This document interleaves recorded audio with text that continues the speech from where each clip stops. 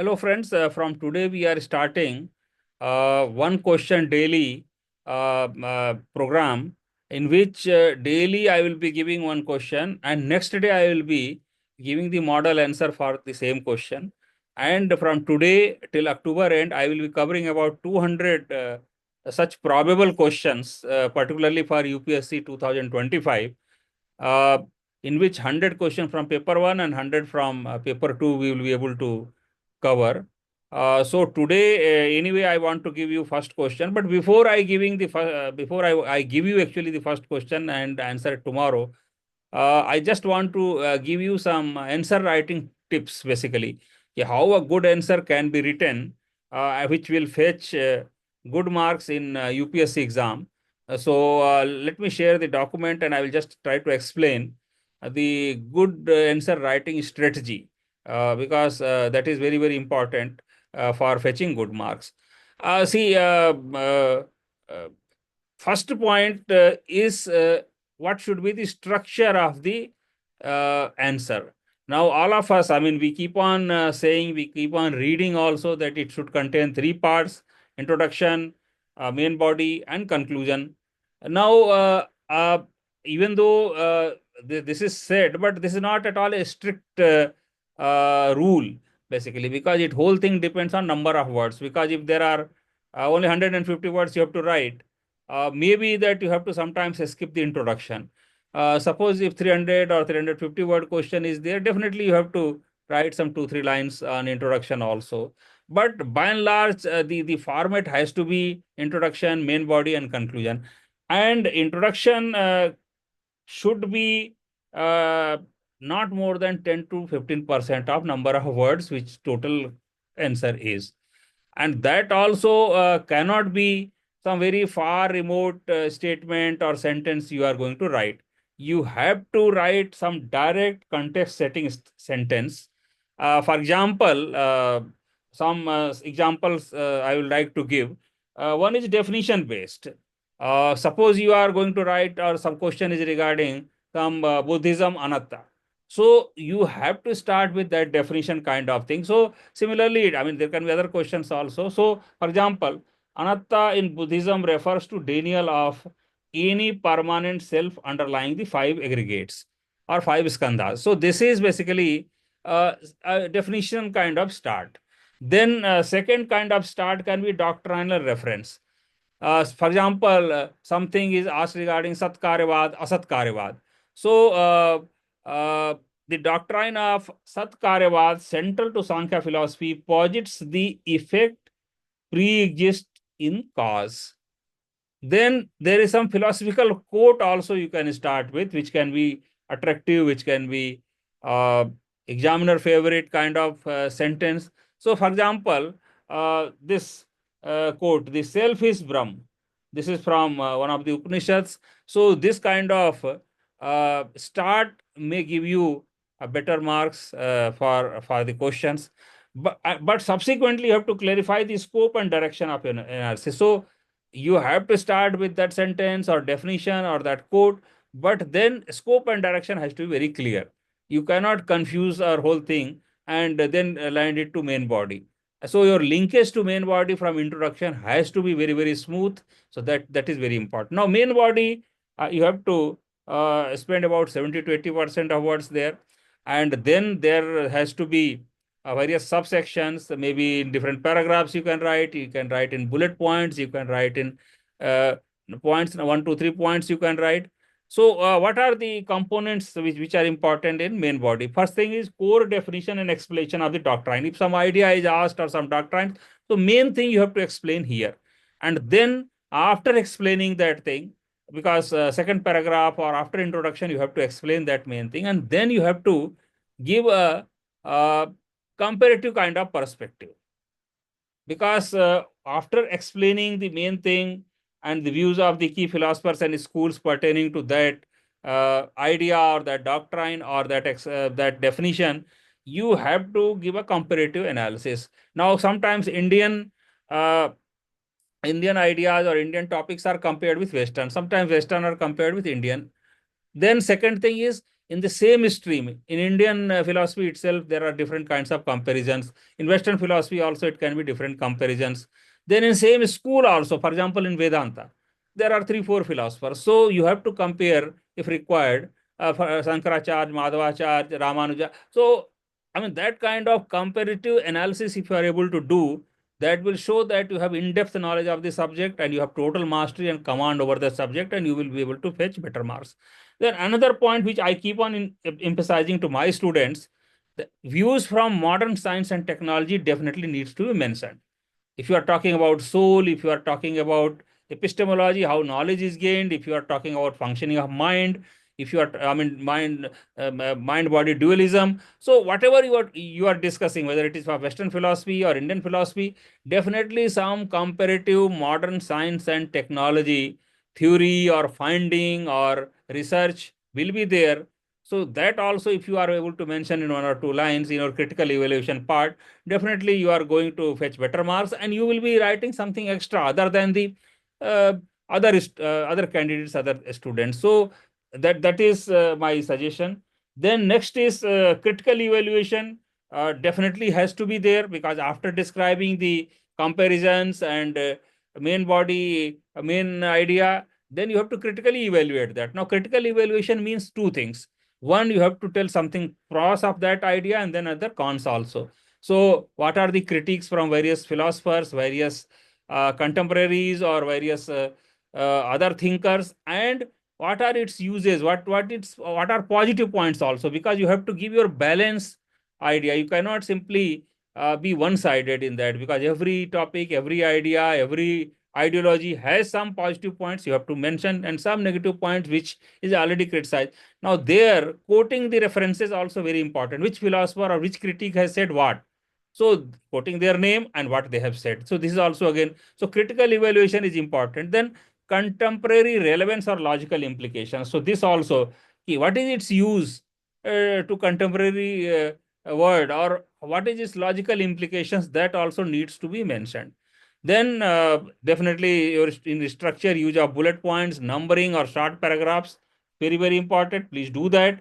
Then integrate your diagrams or tabular comparisons judiciously. I mean, it should not be unnecessary, because sometimes it's not required. But sometimes, for example, some distinguish between is asked. Definitely, you can have some tabular comparison.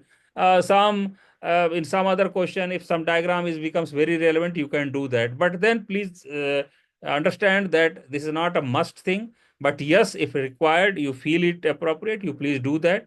That will help you getting better marks. Now again, conclusion, last paragraph has to conclude. Basically, you have to conclude. Now this again, not more than 10% of the word limits. So if 300 word question is there, conclusion cannot be more than 30 words or 25 words. Please understand that. Here you have to summarize the core insight or philosophical consequence. Now, what can for example? Now, for example, you can end it with a reflective comment. For example, the practical import of the theory. What is the practical import of that theory? Then, or a concluding contrast between, for example, between determinism and free will, because both are totally contrasting thing. Then, a relevant closing quote also can be used. So here we have told that quote you can start also and end also, but please understand, you cannot give overdose of anything. So if you give overdose of anything, you are going to suffer. You are going to get not that good marks. So everything has to be used very, very intelligently. Now, as you know, 10 marks question, 150 words, 15 to 225 words, 20 marks question, 300 words you have to write. So your continuous practice has to be for fixed length drills. Whenever you write mock tests, or whenever you write test series, etc., please do that. But whatever you are writing needs adaptability also, because suppose sometimes you have practiced for 300 words, but actually question comes for 150 words, or sometimes you have vice versa, sometimes you have practiced for 150 words, actual question comes for 300. So you should be able to either reduce the word limit or enhance, depending on the necessity in the real exam, because if you have prepared something for 300 words, it's not necessary that it will be asked for 300 words. So, and sometimes the two questions you have prepared, and there it may be asked that two questions combined, it may be asked in one question. So all those adaptability also you should be able to manage in the examination. Then again, I am repeating, this is very important. So third point, multi-dimensional approach to content has to be there, particularly main body. Now, for example, Indian versus Western comparison. For example, Descartes' dualism, mind-body dualism, and then Sankhya Purus Prakriti dualism. So these are comparable, this thing. So that we can do. Then intra-school nuances, that also we have to, if we can write something, for example, early Nyaya, late Nyaya, then Shankara Sadvait or Ramanuja Vishishadvait or Madhavacharya Sadvait. So all these things we can do. Then philosopher is specific development. For example, one philosopher, for example, Wittgenstein, there is early Wittgenstein, then later. Similarly, Kant also has started from somewhere and reached somewhere. So all these things also, if we keep in our mind, and wherever required, if we can write as additional information or additional point in that answer, we will be able to fetch better marks. Then critical evaluation is important. Now, it should be usually just before conclusion, that is second last paragraph. We have to ensure that has to be internal critique. For example, same system, there are one other philosophers in the same stream who have criticized that. So first we have to mention that. Then comparative views from other streams, that we need to mention. Then critique from modern science and modern technology, we need to mention. Then point out logical problems or inconsistencies in the theory. Then highlight the views relevance or limitations in modern context. So all these things will form part of critical evaluation. So depending on the answer we are writing, some points may be there, some points may not be there, because in some comparisons are not possible, or comparison from Indian to Western is not possible, or Western to Indian is not possible, but in some it's possible. So this we have to understand and properly use that. Now, clarity, logic, and presentation. This is again important. Use simple and exact language, connect paragraphs logically, and then highlight key terms. Because see, I keep on telling to philosophy students, and I'm taking the class of ethics paper also. I keep on telling, see, you have to have a list of words and phrases, about 100, 200, depending on your capacity and capability. Please prepare, keep it, memorize that, understand that, and use it while answering the questions. Because unless you do that, you will not be able to impress the examiner properly. So use of key terms. For example, here pramana, maya, cogito ergo sum, etc. is given. Then thinkers' names also have to be frequently used, and I will edit thinkers' names along with their critics' names also has to be used. So this is very, very important. Then what are structure enhancing tools? For example, headings, definitely, if 300 word question is there, some headings you can put. Then lists, yes, if something needs to be listed, some 3-4 points need to be listed, you can put. Then charts, etc., also wherever required. Then underlining. See, this is very easiest thing, because you don't have much time, so I will not say that you use different color pen or different uh, color combinations, because all those things, if you do, you are going to lose some questions, or you are not will not be able to cover the papers. But one thing definitely you can do, if some important words, phrases, or sentences or points you write, you can underline it with the same color pen, because that is going to attract, that is for attracting the attention of examiner, that you have written something valuable there, and you should definitely see that. So underlining the important terms and phrases in any answer is very, very important. Please do that. And that because from my own experience I am telling, that will definitely help you in fetching better marks. Now, integration of philosophers and textual quotes. This is again important, because we have to mention philosophers and their texts. So whether it is Plato's Republic, or Kant's Critique of Pure Reason, or Nyaya Sutras, so all these we can mention wherever required. So if not required, please do not do that. Otherwise, you can mention. Then use quote judiciously. We cannot, for example, here examples are given, but the point again, I'm putting a word of caution. Yes, quotes are important, but then overuse will definitely create problems. So wherever it's required, please use it. So you have to use it judiciously. avoid excessive quoting, focus on relevance and precision. So this is important. Now, again, enhancement techniques, I will tell you, use, if you can use, use original Sanskrit or Greek terms, because this will fetch you better marks.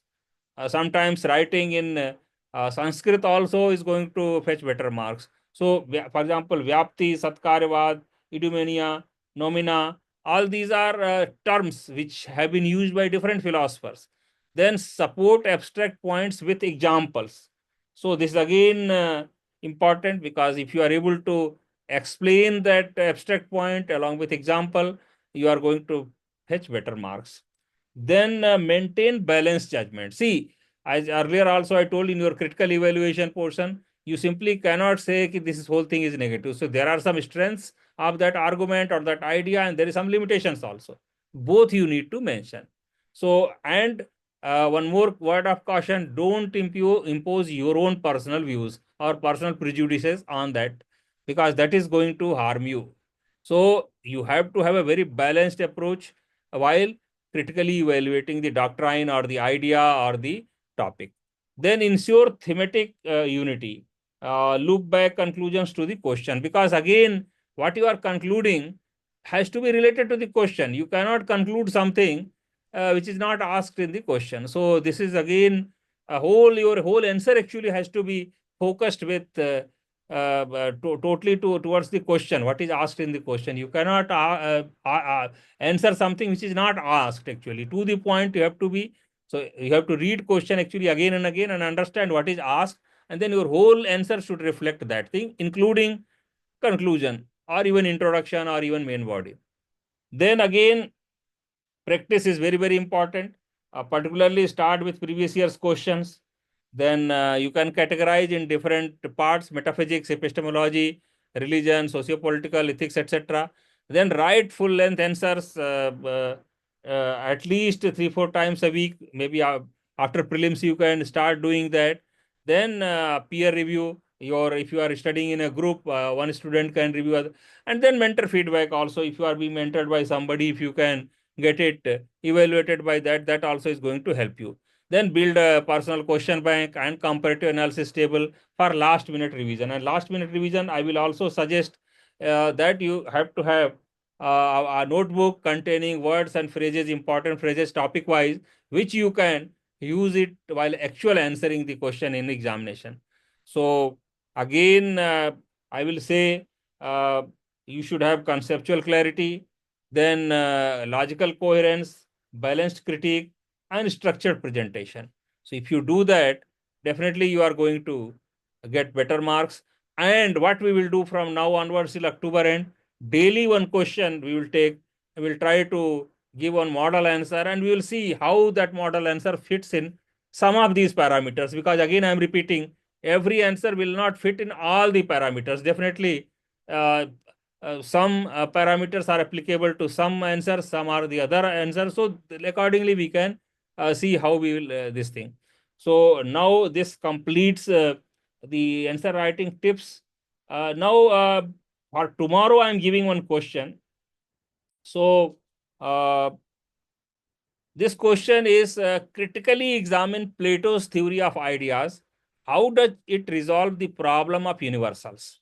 Now, this question I am going to answer, giving model answer tomorrow. My request to the students will be, please think about the answer of this question tomorrow, and the questions which I will be giving. Today I have given from Western philosophy. Tomorrow I will give from Indian philosophy. Then we will take up philosophy of religion and socio-political philosophy. So in rotation we will be taking up. And every question I will be giving a model answer of about 300 words, because 300 words is 20 marks question.